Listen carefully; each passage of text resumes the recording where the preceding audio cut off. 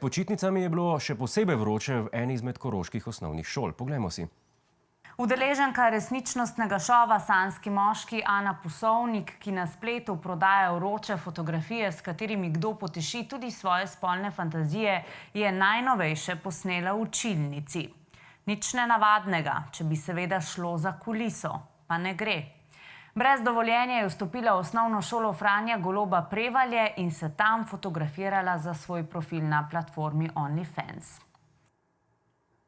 Da, punca se je pomanjkljivo oblečena slikala v isti učilnici, kjer je pred leti pomanjkljivo pisala zapiske.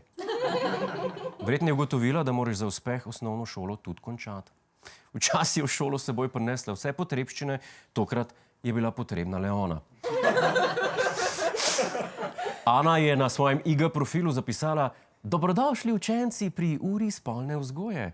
Moji pridni učenci me že čakajo. Jaz pa prav končno spolna vzgoja, od katere bojo učenci vnesli znanje, izkušnje, pa lepljive spodnje gate." Zapisala je še: "Jaz pa vsa pohotna stopam pred šolsko tablo v vročih petkah in mini krilu." Punca je končno premagala travmo iz otroštva, ko pred tablo ni želela, zdaj pa se je do nje samozavestno sprehodila. Pardon, pohotno sprehodila.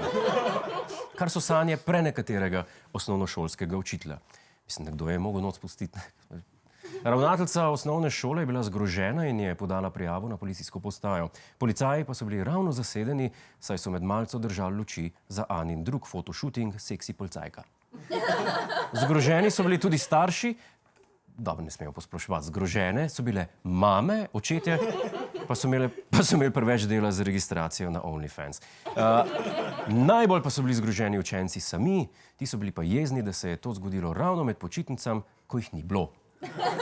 Nekateri učenci naj bi za naslednje leto že načrtovali popravce.